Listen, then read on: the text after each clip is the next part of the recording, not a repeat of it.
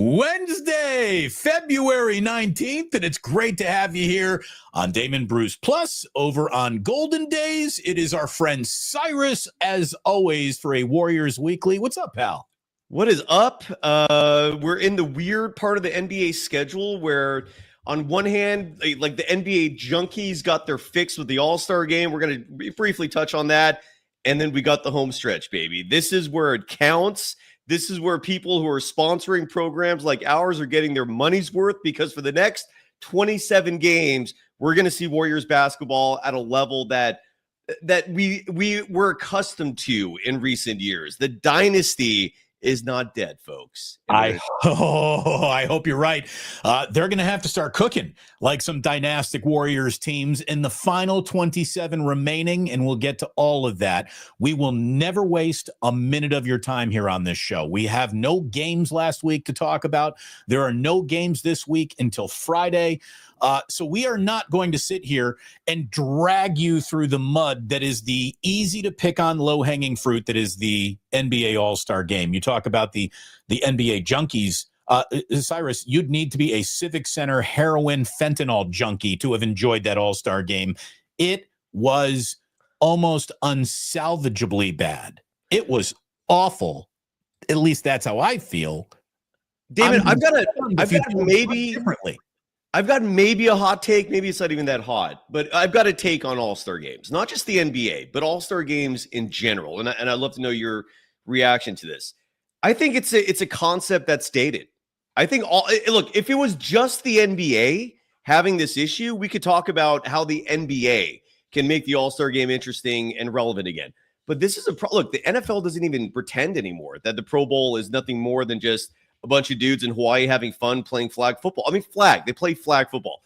And Major League Baseball tried to make it relevant with the whole home field advantage thing. I mean, I'm not going to even touch that other than to say, I don't think it made the All-Star game that much better, if any more relevant than what it has been in recent years.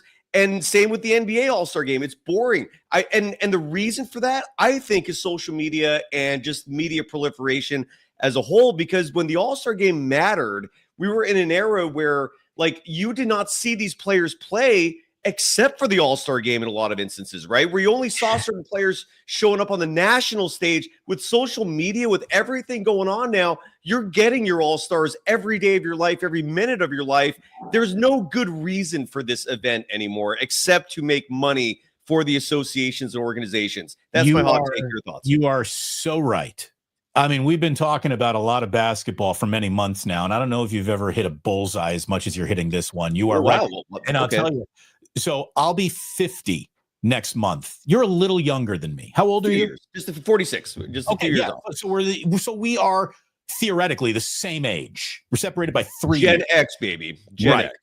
We grew up in an era where even if you wanted to see Hakeem Olajuwon, there's no way, unless you lived in Houston, you saw Hakeem Olajuwon play 20 or 30 games in his entire career. You saw his playoff games. You saw him in an all-star game. Unless you were the national game of the week against Houston, you weren't seeing Hakeem Olajuwon. Rarity, hard to find. These concepts are totally dead to us. And when you talk about the bygone era of all-star games mattering, we used to see Sean Kemp. Karl Malone and John Stockton were names in box scores that you feared more than they were players that you ever got to see, especially if you lived in the Midwest or the East Coast. And bringing everyone together around the All-Star game in a world where access wasn't granted to infinity in every direction made it special. They'll never get that special back. I can't remember who exactly said it, but I think it was David Dennis Jr. on ESPN. He was on a podcast or something, and he said the NBA's biggest problem and their biggest adversary is nostalgia. Nostalgia is undefeated, and it is kicking the NBA's ass right now. No matter what we see, it will never be as a warm, fuzzy memory of what we remember. And there was an element of mystery attached to it. There is not a single mystery to be found in professional sports, much less the NBA. Absolutely. And piggybacking off that, I think the only way to make these events still relevant is to introduce very unique angles where competition is still a thing.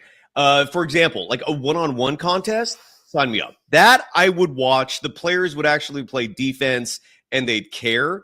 But unless you're pulling gimmicks like that, I just think I'm not going to sit here and say cancel it, but I'm not going to sit here and pretend that I'm going to provide expert analysis on an exhibition game. So let me say, the NBA's version of all-star DEI hires has to go away. I want this game to be the single most exclusive game in the world. I don't want to see Trace Jackson Davis in a futures game. He doesn't belong on an all-star court. I don't want to see Mac McClung. I don't care how good of a dunker he is. He is not even in the NBA.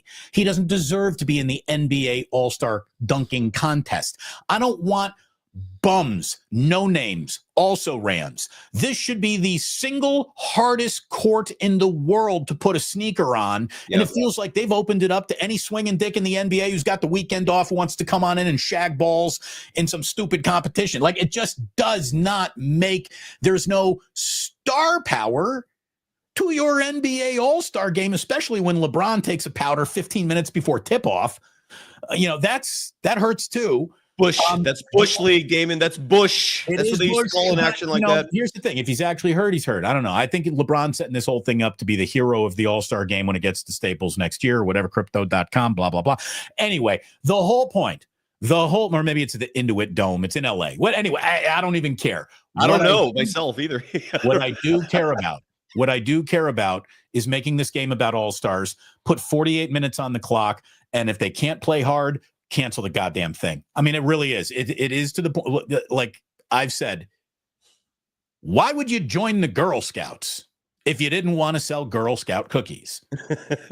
Why would you even want to go to an NBA All-Star game unless you wanted to compete against the best of the best of the best of the best of the best, the true 1%ers in the world? And if you're not going to go out there and try hard, Adam Silver has to stop trying to make fetch happen. Yeah. Beyond all that, the broadcast itself was a freaking disaster. I actually like Kevin Hart. I don't like Kevin Hart on that broadcast. I love the TNT crew, pre and post game. In game, they blow. Get them off. Get me Kevin Harlan and Reggie Miller and shut the fuck up, everybody else. You know what I mean? Like, it's give me basketball in my basketball event. And here's the thing, like, Moses Moody can't even crack the Warriors regular rotation, but he's with the skills competition. That is bizarre. That is bizarre. I hope, a huge part of me hopes that something like that leads to more consistent minutes. I also think Steve Kerr's finally starting to trust this guy on a more consistent basis. My guess is we're going to see Moses Moody be a part of the Warriors' ultimate 9-man rotation, like the rotation we're going to see in the postseason. I think Moody's going to be a part of that, but I'm with you, man. Get to him. Play him. I'm with you on that. Yeah. Give him a month of high volume minutes and figure it out. The fact that is this year 3 for Moses Moody? Year 4 for Moses Moody? Is this year 9 for Moses Moody? It's 4. Yeah, it's 4. And it doesn't feel like it. Imagine if you and I did 4 years of shows together, and every day when I went upstairs and Jillian asked me how it went, I'm like, I still don't know about Cyrus. 4 years. We're 4 years in. I still don't know how many minutes we should be working together. I don't know. I haven't yet to be able to evaluate someone that I have been working with for 4 years. She would say, well, you're crazy, aren't you? That's really not Cyrus's fault at this point. It's yours. You know what I mean?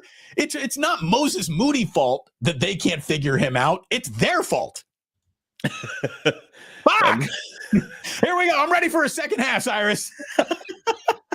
So, hey, before we get to the 27-game stretch that is in front of us, let's quickly tell you that when you're looking for a little something delicious, go to my man Ike's.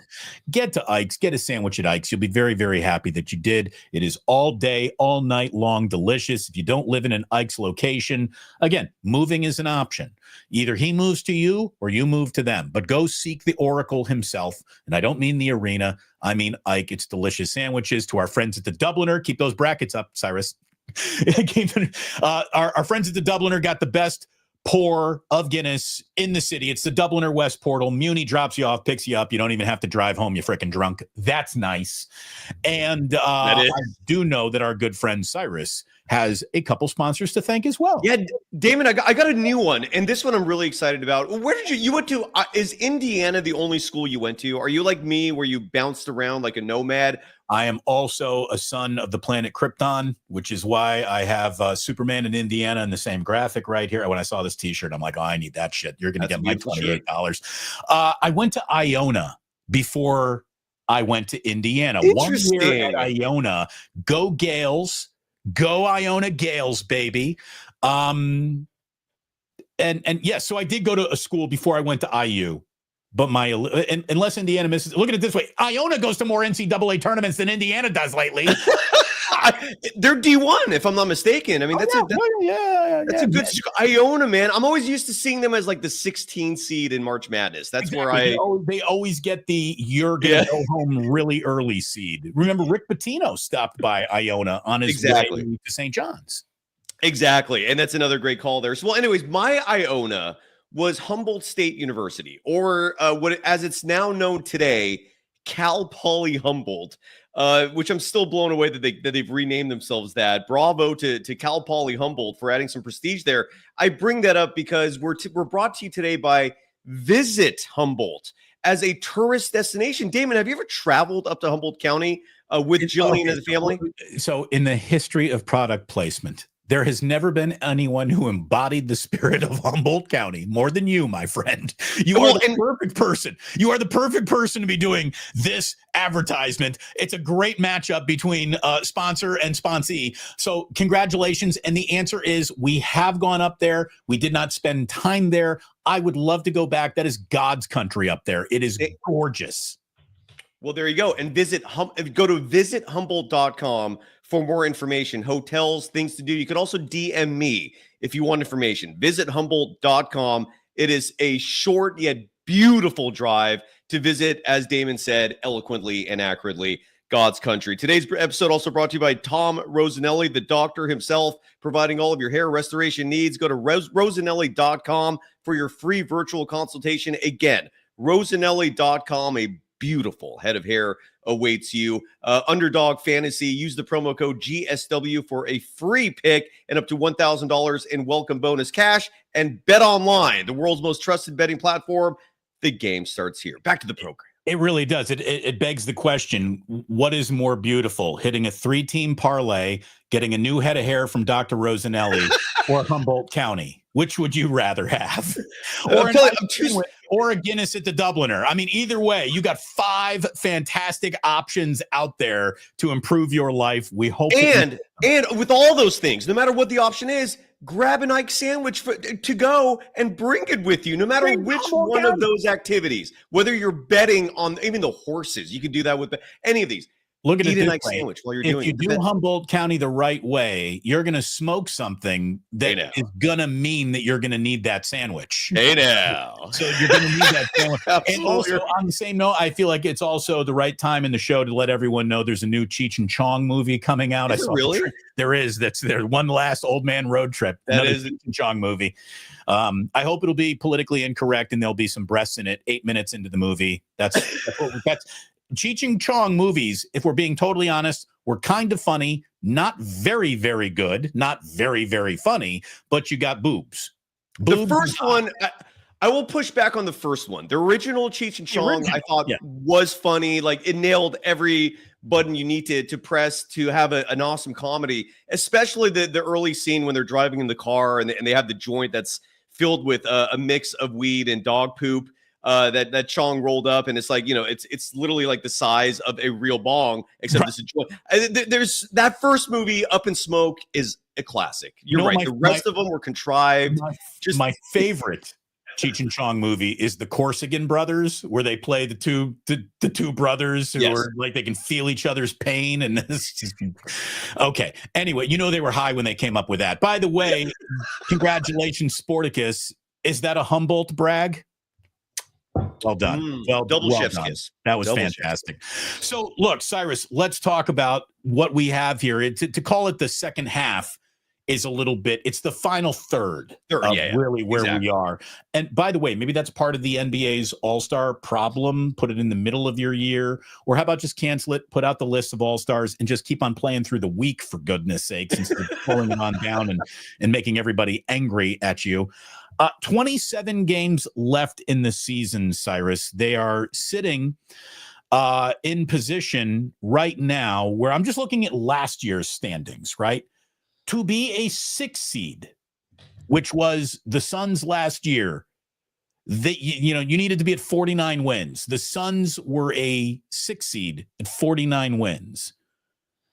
20-7 in the remaining 27 games. If the Warriors go at a 20-7 clip, they're 48-34 and probably still in the play-in section of the bracket.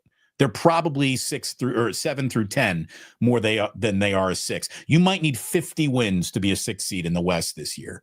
I don't know if they can get there. Do you think that they can go 20-7 in their remaining 27 games to get to 48-34 on the year? Yes, but even before we touch on that, I wanted to real quick talk about the standings. I don't think you need 48 to finish top 6, because you look at the standings right now, and the LA Clippers are your 6 seed at 31-23, so 8 games above 500. And the way all these teams are playing, I don't know if that's going to be sustainable, staying that far above 500 to finish as the 6 seed. And 48-34 represents 14 games above 500. I realistically think 44 wins, even 43, could get you the 6 seed. It's going to be not as daunting as you presented. I could be wrong. That's just my prediction, but I think it's going to be a little easier. And then when it comes to get the 6 seed, now when it comes to the record itself, and this is a great topic in terms of just being positive about the Warriors, because in December, the Warriors went 4-9. It was a rough month. Jonathan Kuminga was pretty much one of the only highlights of a disastrous stretch of games. And it was a disaster largely because of how daunting the schedule was. The Warriors had one of the most difficult strengths of schedule to start the season. I think it was literally the most difficult at a certain point. For the remainder of the season, for these last 27 games, third easiest schedule. And when you look at the month of March in particular, and I covered this briefly in the last episode of Golden Days when Sophia Jones was with me, you look at March, and it's just a gauntlet of Eastern Conference jokes. Take the Knicks out of it. The Warriors do play the Knicks twice. I think you can pull off a split in those 2 games. The Knicks are not as difficult of an opponent, I think, as one would imagine, even though it depends on which Jalen Brunson shows up that night, right? I mean, that's the Knicks right there. Absolutely, because Brunson last year in San Francisco lit the Warriors up. But I'm confident they could at least get a split out of that. Steph always plays great in Madison Square Garden, even in nights where they lose, he'll still put up huge scoring numbers.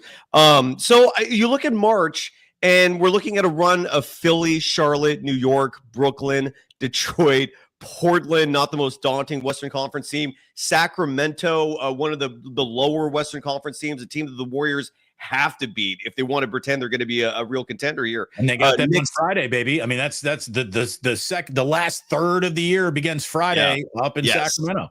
So you look at the rest of the stretch. The one game, I'm going to skip over this real fast just to give you the rest of the March opponents. Milwaukee, the Warriors already beat them once. Toronto, Atlanta, Miami, New Orleans, San Antonio. That's your March schedule. That's 14 games where worst case scenario, you're looking at 10-4. I really do believe that. If you want to pretend you're a real team, worst case scenario, you're going 10-4. So you're building 6 games in terms of climbing above 500 right there. I'm very optimistic. If this Warriors team is real, we're about to find out, because this schedule will tell you if they're pretenders or contenders, Steven. Yeah, there's a lot of that is easier than it normally is on an NBA schedule coming up. And remember, it really felt like the Warriors were turning a little bit of a, all right, we can take them more seriously corner, thanks to the fact that they're 3-1 in the 4 games that we've seen with Jimmy Butler. Now, let's be totally honest.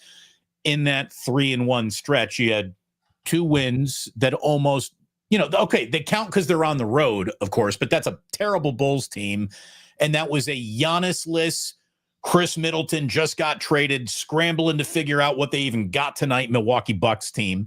So it's hard to put a lot of faith in that. But I do like the way Butler has complemented what the Warriors do. It feels like everyone has found their own sort of level on the Warriors. They're assigned a little bit more to the position they're better at. And, again, I like Brandon Pajemski coming off the bench as your starting 2 guard. I don't know. Is he going to start the rest of the way? It maybe looks like that. So if it's going to be that, then be that. Like, stick with something here. Make a rotation that I can depend on. And these players have an expectation of what's being asked from them night in, night out. The confusion that the Warriors, I think, bake into their own game plan with their own rotations is something that has to go away in the remaining third of this year. And then the guy that clearly needs to show up is Jonathan Kuminga. Cyrus, he hasn't played since January 4th. I mean, he has been out a long time.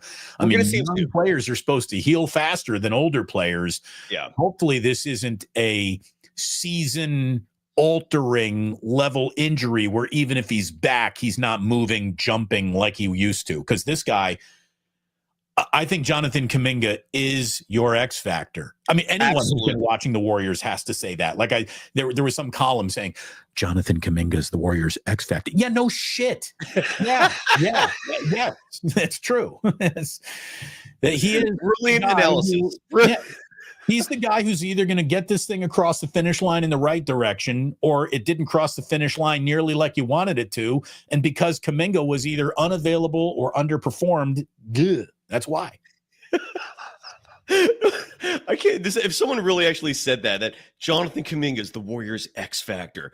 Thank you for that incredible analysis. I hope you're getting paid top dollar for telling us what we already know. Rolls are delicious. You got anything else? Fuck. Oh my god. So I did some research. I don't know if this is interesting to you, but I decided to pull up some lineup data for just the last 4 games in terms of seeing what effect Jimmy Butler has had on lineups, right? Mm-hmm. And the numbers are very interesting. What stuck out to me among many things. Do you know that Brandon Pajemski, when you look at the top duos on this team with net rating, 4 of the 5 top duos have Brandon Pajemski's name in it, meaning like the best net rating on this team right now for duos since it's only 4 games, but since Jimmy Butler got here is Pajemski and Steph. Then you got Pajemski and Draymond, Pajemski and Jimmy Butler. Like the reason why he's getting all these minutes is because he's reverted back to what we saw last year. In a fantastic rookie campaign, which is the stats will not reflect his impact on the court for whatever reason. It's whether you attribute it to smart basketball, which includes no turnovers, which includes getting your teammates involved, executing the offense with the timing being impeccable, and that's Steve Kerr brand ball, right? Like he wants that read and react to be nailed to the T, like split second execution, and Pajemski nails that, man. It's so. On one hand, I can understand some of the concern about him being the 5th piece because I feel like the Warriors are 4/5 of the way there in terms of having a roster that I think could play with anyone. The Nuggets game in late March is the one that's most intriguing to me. I think that's March 18th, 17th or 18th. The Warriors and the Nuggets will play each other, and that to me is the ultimate litmus test. It is. It's Monday, March 17th. But outside of the Nuggets, like you look at Patrick's Day, holy shit, is that a St. Patty's Day game? Yes, sir. But you look at the 4 of the 5: Steph, Draymond, Kuminga, Jimmy Butler. That to me can play with anyone. And whether the 5th player is based on matchups, whether it is in fact Pajemski, I don't know if that's the answer. Moses Moody might be the answer some nights. Buddy Hield, I hope is not the answer, but we're seeing minutes from him. Here's the thing. If Buddy Hield, I mean, you want to talk about real X factors? If the Buddy Hield that was here for the first 15 games of the year shows up for the final 27 games of the year, I mean, I know we were rolling our eyes about Buddy being the Warriors representative in the 3-point contest, and I know that he didn't win it, but man, that opening round was a sizzler. Like Buddy Hield does remind you every now and then, I can shoot this basketball. Again, Buddy Hield, you can either make this whole thing work or you will be part of the reason why it didn't work. And I really hope it goes in the right direction for you. I'm not rooting against Buddy Hield, but I've been sick and tired of him missing what were, open threes. Forget the contested shots. He's the guy who's not supposed to miss his open threes. Right. And he's been that guy. I think when it comes to Buddy, the stat that reflects who he is as a player that's most accurate is his shooting as a catch and shoot player versus off the dribble. As a catch and shoot player, and that's the version we saw mostly in that opening stretch of the season when the Warriors started 12-3. He shoots 40% from deep as a catch and shoot player. That's solid, right? And I think he's supposed to be the Klay Thompson replacement on the catch and shoot.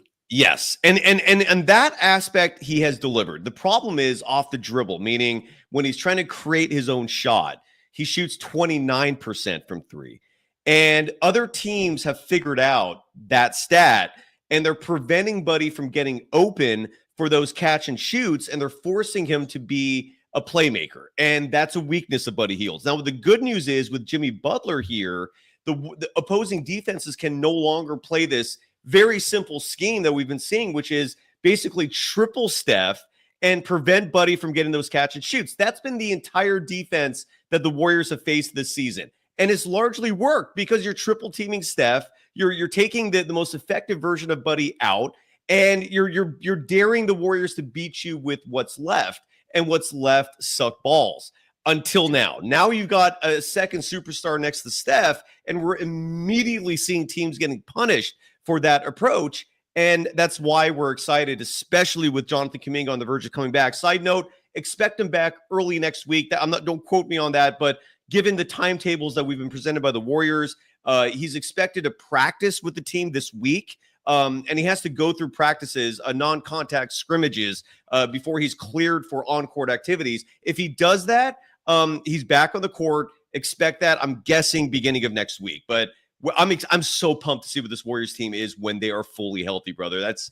It's going to be exciting. Well, and, the other thing that needs to happen, too, from a Buddy Hield standpoint, and again, a fully healthy, everybody available Warriors team. It's been a while since we've seen that. That should change things a little bit. It's amazing to me how much Buddy Hield gets hunted defensively. You'd figure, okay, so you're starting your backcourt is Curry and Hield. You're going to be hunting Hield gets hunted more than Curry does. Well, because teams figured out that he is like that stat where they're undefeated if he scores 18 plus points a game. Like, there's a reason that stat exists, because Buddy, again, as a catch and shoot player, phenomenal. We saw it in the 3-point contest when he's standing there and doesn't have to dribble and create space and all that stuff. He's great, but he's very one-dimensional, sadly. So that's the Warriors for you. Kevin F. And Kevin, hey, I'm not disagreeing with you here, but you bring up a point. He says, Pajemski is a glue guy like Dante DiVincenzo. He's not an all-star, nor will he ever be a superstar.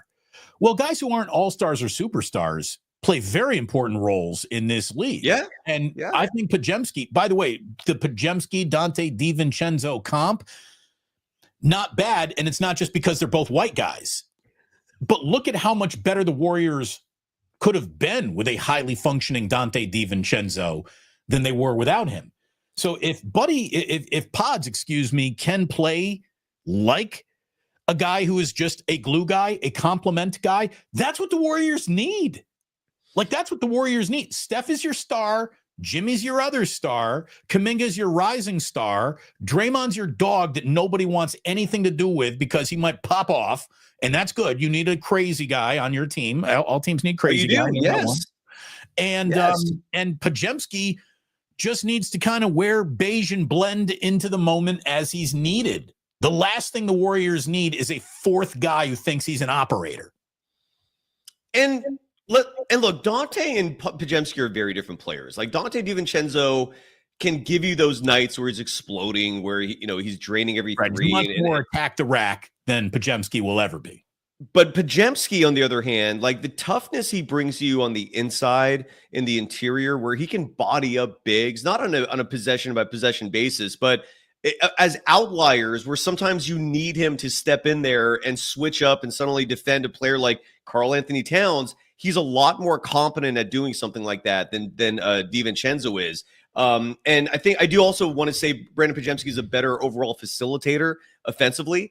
Look, Dante DiVincenzo was awesome. Dude, I'll tell you what, the least appreciated aspect of Steph Curry's entire career is how good of a rebounder he is. And I don't even want to hear that it's, because all these 3-point shots means you get longer rebounds. There's truth to that, of course. But yeah, Curry gets an awful lot of rebounds on that low block too. And Podziemski is the same way. It's not like he's getting the bounced off the front of the rim over everybody and landed in his lap at the free throw line. Podziemski's out there getting rebounds with his fanny because he's boxing dudes out. So I respect that. Yeah, I like Pods, man. I think he's going to work out big picture. He's just not someone that, look, Steve Kerr has at times misused him given the player he is. Like, he's not going to be your second scorer. Right. He's not going to be someone that can give you 20 points a game, at least not at this point in his career. Maybe 2 years from now, he'll figure that out. But that's not who he is now. And it's one of the many reasons why this team needed that trade. And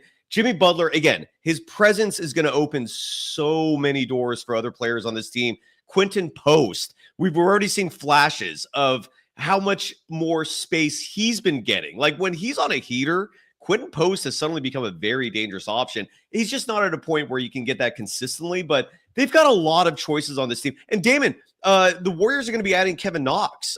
Kevin Dana, no coincidence, or total coincidence with first names, no relation, was on the show a few days ago, and he provided his insights covering Kevin Knox as the voice of the Santa Cruz Warriors, and he thinks Knox is ready. He doesn't think Kevin Knox is a guy that can D up the game's traditional fives. Like, don't expect Knox to D up Nikola Jokic, for example, but he can shoot the three. He can grab boards. He's 6'8", so on this team, he brings size. What are your thoughts? Are you excited? Because he could be another option that emerges for the Warriors, and he's going to be signed in the coming days. Again, in the 27-game sprint that is, you got to finish your season hot.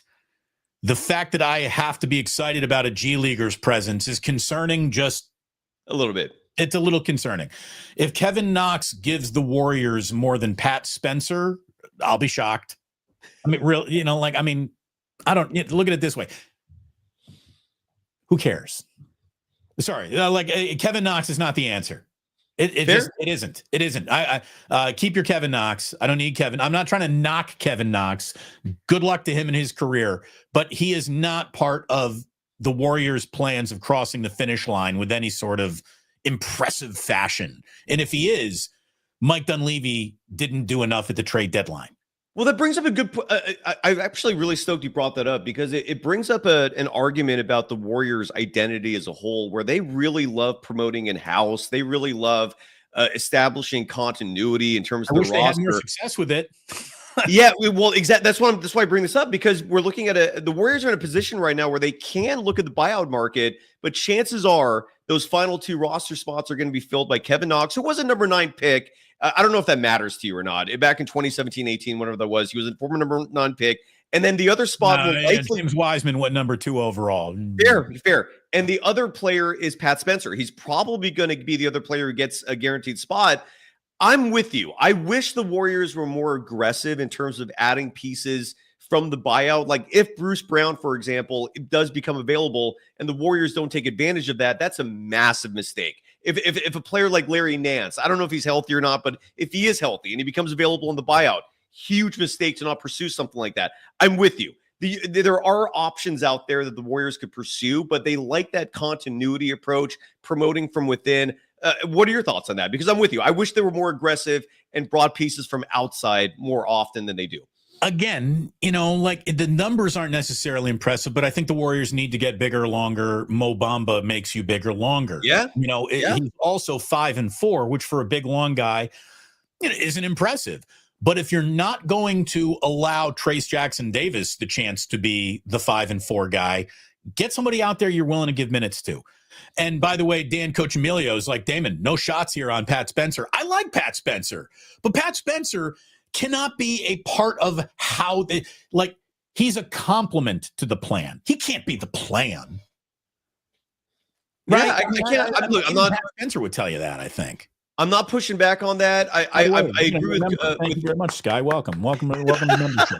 Yeah, well, and I don't disagree with Dan at all. I understand that Pat Spencer has moments where his athleticism is eye-opening, where you're looking at him going, "Damn, dude, that dude can really play." The fact that he didn't even really commit to basketball until his 20s, absurd. But I'm also agreeing with you, Damon, in that if you want to shake the ground with a move and make a difference, you got to look from outside, man. Pat Spencer ain't it. By the way, just to give some love to Kevin Knox, Trey Ochoa says Kevin Knox is a game changer. Wish we had him sooner.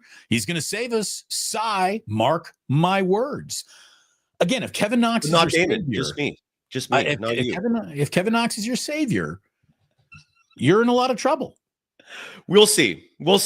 I will say this, Damon. A lot of people are hyping him up. Again, including Kevin Dana, who's not going to bullshit me about whether or not a player can play in the NBA. Look, I respect the G League, but the guy who hits 440 against minor league pitching is in for a whole different ballgame when he gets to major league.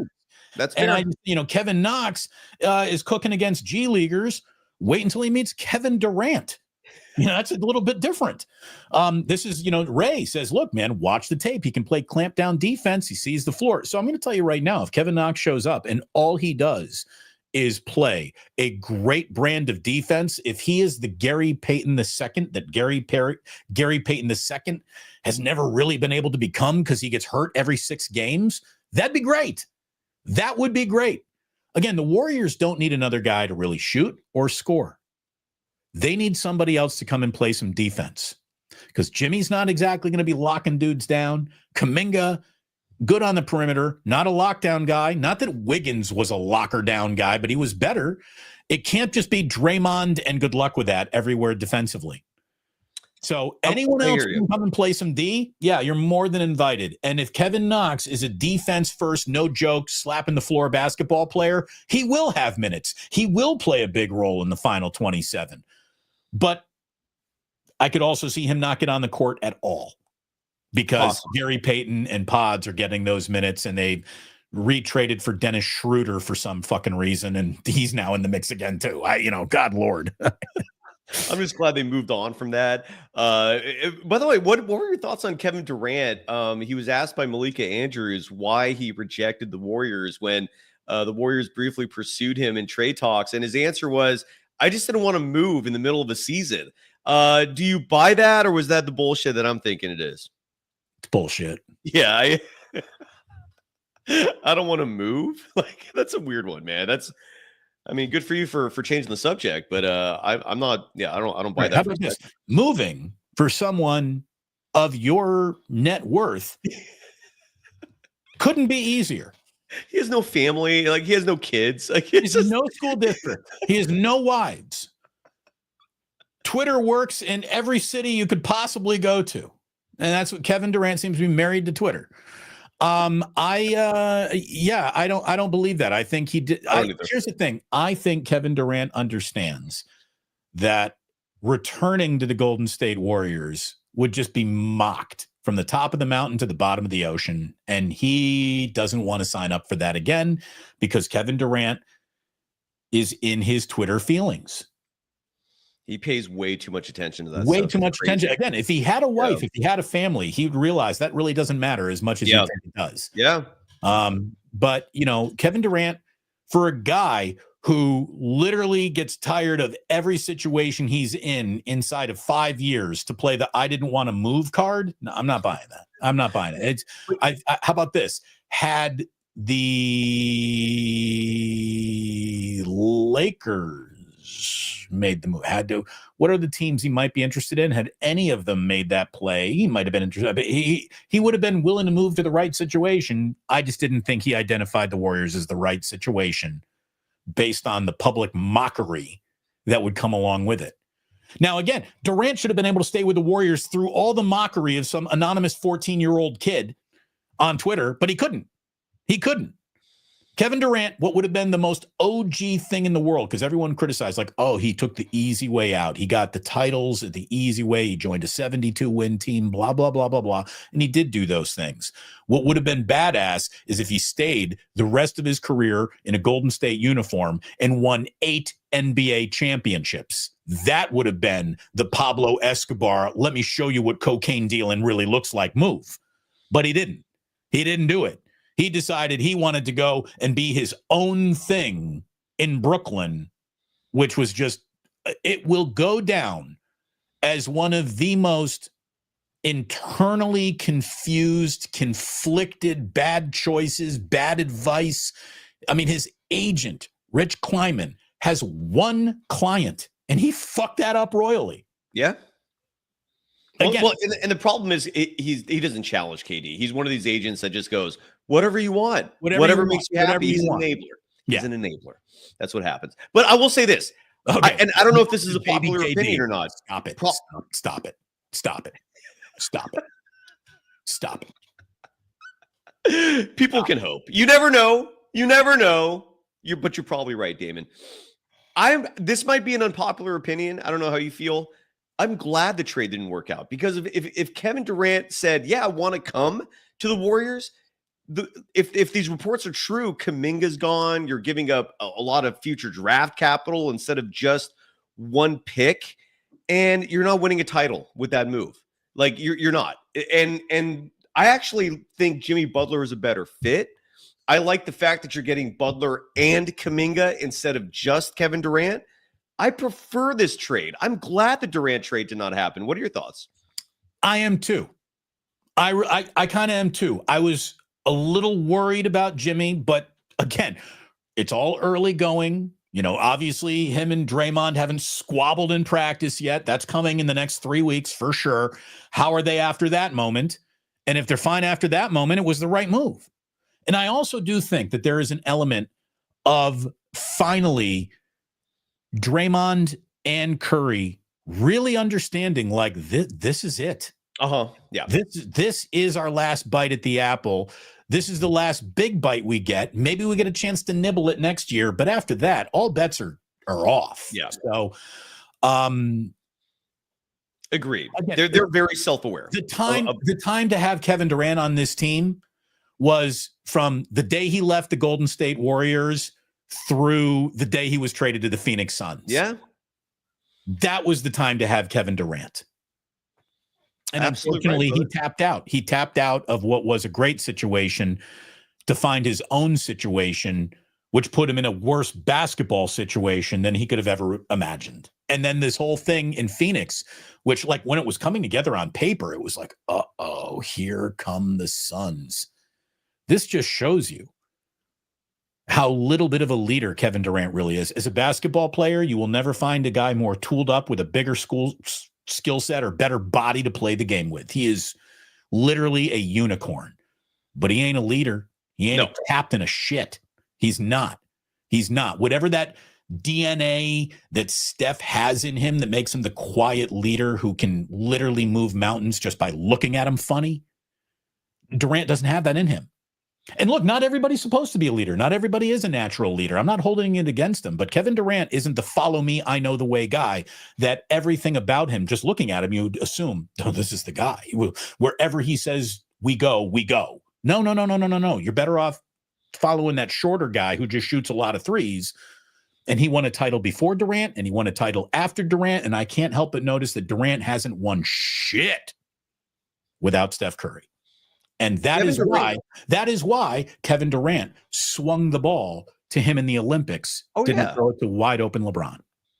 Kevin Durant could easily be known as the greatest Robin on a basketball team in NBA history, but he's proven he can't be that type A leader. Again, everywhere he's gone, the team has underperformed, underachieved, and Phoenix is included in that. Phoenix will likely not make the play-in this year with Kevin Durant as the team's possibly second best player, maybe best player. So again, Kevin Durant and Devin Booker, and you're not a playoff team. Exactly, that's alarming. Everybody, that's alarming. So I'm happy Jimmy Butler's here. We've seen evidence that when Jimmy Butler is happy, there are no issues. And we're getting a happy Jimmy. I think he's aware as well that he's come into a situation where they're all in. It's championship or bust, and he's never won a ring, so he's on board as well. Draymond has shown he could play with another type A guy in Chris Paul and not have issues. So I'm holding faith there that him and Jimmy Butler will not get into the scuffles that a lot of people are predicting, and I think there's a good reason for that. But I'm holding faith and hope that will not be an issue. And I'm excited, brother. I'm really pumped for what we're going to see for these 27 games. I'm encouraged. Draymond Green made the proclamation that everyone heard, which is he's boldly predicting they're going to win a championship. Most players, when they make those kind of predictions, you kind of go, whatever. Not him. He didn't make this level of prediction the last 2+ years. I take it seriously when he says it. What were your thoughts when you heard him say that? Love the positive attitude. If you get out of the second round, I think it's gravy time right there. Anything beyond the second round, the Warriors are playing with house money, and I'm not going to get upset if they lose anything after that.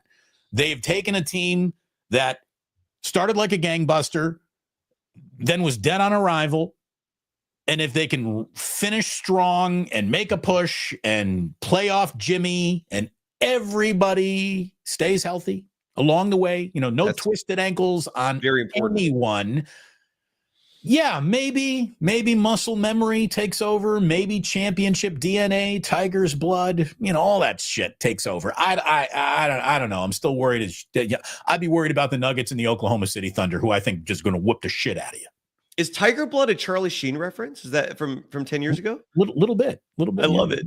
So I like it. That entire Charlie Sheen winning, that yes, all of that happened after he spent one weekend with Brian Wilson. Charlie Is that true? Charlie Sheen became Brian Wilson, former Giants closer. That's where Charlie Sheen got that entire bit from. Incredible. He's just doing Brian Wilson impressions. Incredible. So I used to own a surf shop, Damon, on Union Street in San Francisco, and there was one day where Brian Wilson was just sitting on the curb right outside my shop, just sitting there, just saying. He was a character, man. Did I ever tell you? So it's late on Chestnut Street, and I don't know what it is now, but it used to be an old donut, a Happy Donuts. It's not a Happy Donuts anymore. I don't know. It's like a freaking Gap now or something. I don't know what it is. Okay.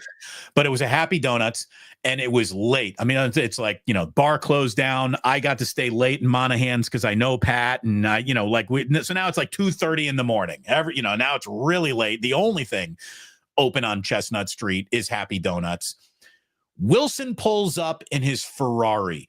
Lincecum's in the passenger seat. Lincecum jumps out, runs into Happy Donuts with $100 bill, pops it on the counter, cuts the entire 15-person line saying, I got everybody's donuts, but I need a dozen to go right now. I'm standing in the line, and I'm not saying that Lincecum and I knew each other, but he clearly recognized me from everyone. And he's sitting there, and he's like, everyone, I didn't mean to cut the line. I hope you don't mind. I'm picking up your donuts tonight. I hope that makes it cool, but we got to go. And he looks at me, and he points at me, he goes, not a word. And then he gets back in the Ferrari, and they peel away. Drunk munchies, stoner munchies, or a bit of both? Yes. I hope both. Look at it this way. For Lincecum, it was definitely stoner munchies. For me, it was drunk and stoned munchies. Wilson was driving, so I hope he was refraining. Oh, yeah, let's hope. Yeah. I mean, it wasn't I knew exactly where he lived there on Marina Boulevard, so you could drive there pretty drunk, to be honest with you. I take a left on DeViz, and you're there. Anyways, Cyrus, always a pleasure. Can I leave you with a little today in history? Today is a little bit of an interesting day in history. Are you an AC/DC guy? You strike me as an AC/DC guy. I mean, they're not at like my absolute top of the list of my favorite music, but I respect it. I grew up listening to it. I know the catalog. I know Angus and the whole crew. Yeah. What about today in 1980? Bon Scott died from alcohol poisoning. Ooh. Today in 1980, we lost Bon Scott. Ooh. It is the single best replacing of a lead singer, maybe in band history, outside of Genesis, which replaced Peter Gabriel with Phil Collins. So that's tough to beat.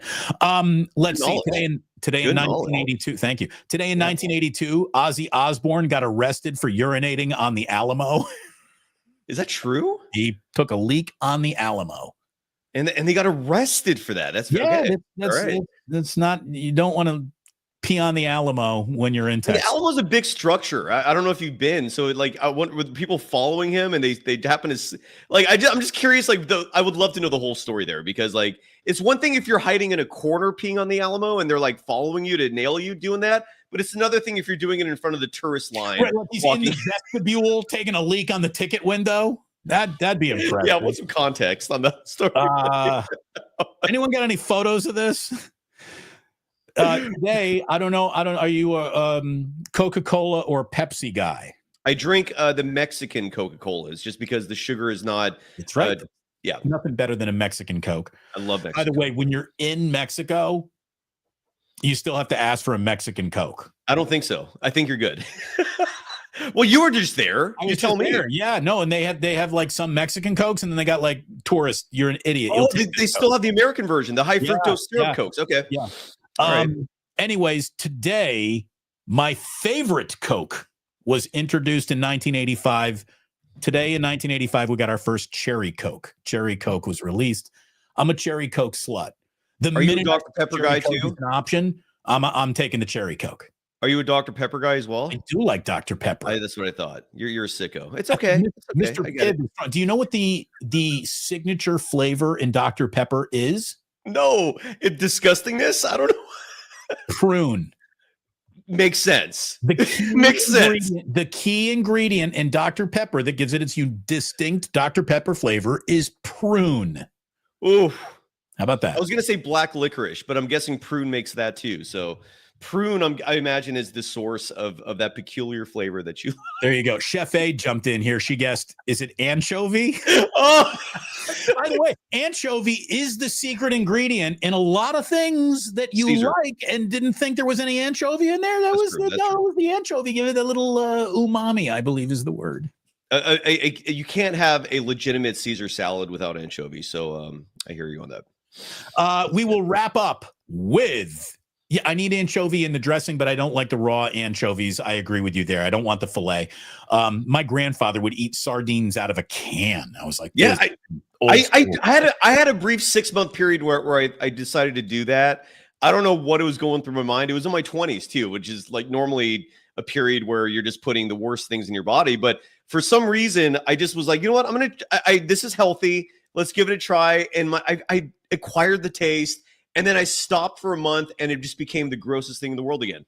You couldn't get it back. So I'm the kind of guy, I get excited about sushi, and then in the middle of me eating a lot of sushi, I get tired of sushi. Like I'll be sitting there. The first 30 bites go down awesome. At bite number 31, I'm like, I'm out.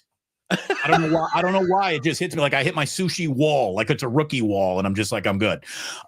Let's wrap up with this, since this technically is supposed to be a show about basketball. Well, and on that note, you're right. Pete Gregory, I just want to address this real fast because he wrote in the chat that I nailed the Butler trade but whiffed on Guy Santos starting. Look, I was only discussing Guy Santos starting when they were in a period where they were decimated. This was pre-Jimmy Butler, where I was arguing that Andrew Wiggins should not be your starting power forward.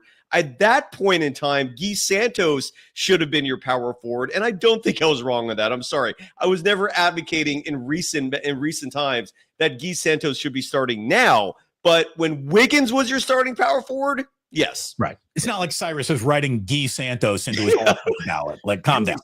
All right, Cyrus and Damon, what is your starting five when Kuminga comes back?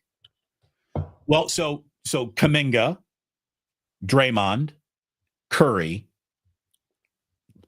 Is Draymond your five here, or are you going with Looney or Trace? I don't like the idea of Dre as your starting five. I respect finishing with him at the five, playing closing minutes with him at the five. But I thought the whole idea here was to keep Draymond fresh for the postseason. And you're not accomplishing that goal if Draymond is starting games, playing heavy minutes against bigger dudes. I understand the logic, but you got to factor in durability, wear and tear. So I don't want Draymond starting at the 5. I don't mind him closing at the 5 as part of your death lineup. What are your thoughts on that? You're right. That's my thoughts. You're right. Thank you. By the way, so it's let's face it. Old habits die hard for Steve Kerr. So it's Looney, Draymond, Kuminga, Curry, and then it's Jimmy Butler. Well, and I'm gonna add some pragmatism here. And what I mean by that is the Steve Kerr factor, which is that Kerr has not been starting Kuminga for a damn long time. My suspicion is he's not going to start Kuminga when JK's back. Doesn't mean he's not going to play 30 plus minutes, and there's going to be people howling if Kuminga's minutes are limited, because that's absurd at this point. Now that Kuminga's been unleashed, do not try and put him back into the bottle. With that said, my guess is you're still going to see either Buddy or Pajemski starting at the 2. You're going to see nights where Quentin Post is your starting 5, and I don't hate that either. I don't know what's going on with Trace Jackson Davis. I'm not a fan of him being phased out of the rotation. He's doghoused right now, and he has missed enough layups. Yeah, for me to have put him in the backyard too. I don't think I'd be doghousing him this hard, but he's in the backyard right now. He is your 9th guy. Yeah, he's played himself into that. I hate to say it, but you cannot smoke 2 out of every 3 layups you get and expect to stay on the court. You're right. Without a jump shot. You're devoid of a jump shot, and you're devoid of finishing around the rim. It's tough to keep you out there. It really is. By the way, super from Bill M saying cherry Coke. Yes, Dr. Pepper. Nunca. Thank Interesting. You. There are people like that out there in this world. Okay. All right. There are. Variety is the spice of life. I respect that. I like it. But yeah, so I think Kuminga is going to come off the bench. Now, here's the part that should sound very exciting for members of Dub Nation is with Kuminga coming off the bench.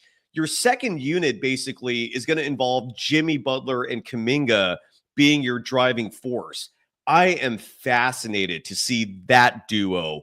I'm very intrigued to see Jimmy Butler's influence on Kuminga, because so far what we're seeing is fantastic in terms of Kuminga embracing the Jimmy Butler ethos that has come into the locker room.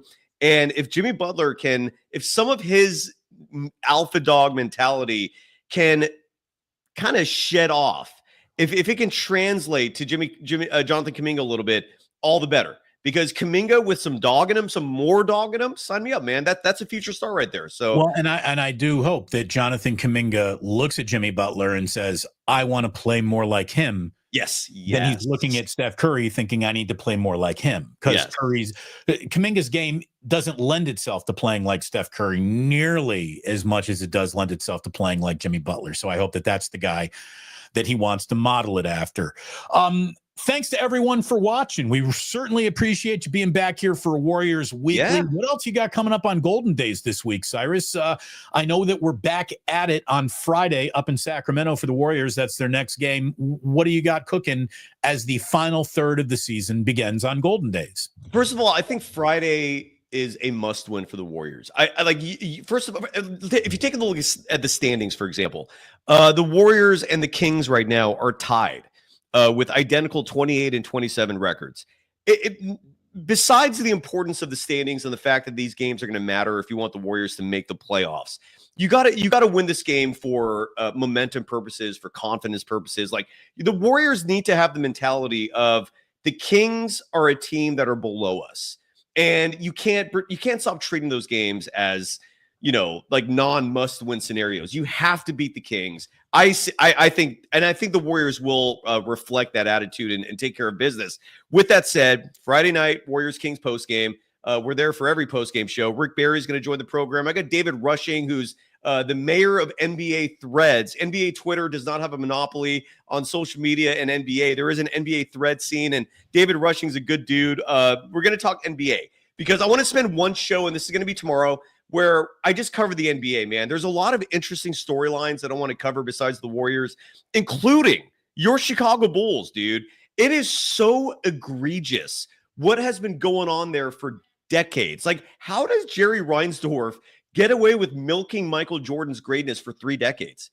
3 decades, man. I look at it this way. How does he get away with owning the Chicago White Sox? I mean, the teams that this guy has touched, outside of the Michael Jordan era have been the biggest flops. He is a terrible owner. Horrible. Terrible. Awful. Terrible. The Bulls have never, they haven't spent a penny ever in luxury tax expenditures. They refuse to spend money on a team, yet they're content with being a middle of the, like, I would rather be the Wizards than the Bulls. At least the Wizards have Sar. At least the Wizards have Jordan Poole. I'd rather be the Raptors. I'd rather be the Trailblazers. I'd rather be any other team than the Chicago Bulls. And I'm bringing that up not to poop on your team, but to start raising some awareness that this franchise, which was once the model of the NBA, is a laughingstock, and that is a crime, man. Reinsdorf needs to sell that team or do something, because that's a joke. I don't like seeing the Bulls where they are. So I'm going to talk about that in a little more. Yeah, it's a cavalcade of bad decisions stacked on top of each other for several years in a row, and that's what you get when the whole thing goes up in smoke. And it's real. I mean, the what you need to fear is a post Steph Curry Warriors team looking like a post Jordan Bulls team. Hopefully you got a much better owner. As over involved as you might think Joe Lacob has become, I'd still rather have him than Jerry Reinsdorf 100 out of 100 times. Easily. I'm going to have John Lund joining me on Thursday's Damon Bruce show at 11 o'clock over on the Plus. So I hope everyone can join us there. Thank you for joining us here today. What are you guys going to talk about? Niners? Is the Niners offseason as riveting as I think it is? Yeah. We're going to be talking a little Niners. We're going to be talking a little Warriors final third, and we're going to be talking a little spring training, even though the entire audience will probably immediately tune away and start watching somebody else's live streams. That's just the majesty of Giants baseball right now. But, you know, it's our burden to discuss it a little. So we'll accept our burden. And Sounds we'll good. Always a pleasure, Cyrus. Great to see you, man. Thank you so much. We've got Chef A. Where is she again? Let's see if I can find it. She's complimenting. She's saying nice haircut, nice beard trim. Oh, thank you. I noticed the same thing too. Cyrus sat down this morning. I'm like, hey, handsome, how are you? That's the All-Star break. I finally had like a minute, dude. Damon, you know this as well as anyone. Like, you cannot make it in this industry, in this world for that matter, unless you're just a Nepo baby or you're lucky enough to be a Trustafarian. But if you're not, the only way you're going to make it is if you bust your ass, dude. You have to work your ass off to make it. And I kid you not, dude, I literally finally had a moment with the All-Star break to get the Clippers out and do something about all this. So thank you for the compliments, man. I really appreciate that. There you go. For Cyrus, 4 golden days. I'm Damon. Thank you so much for watching. And please do remember that sports, they don't build character. They reveal it. And hey, there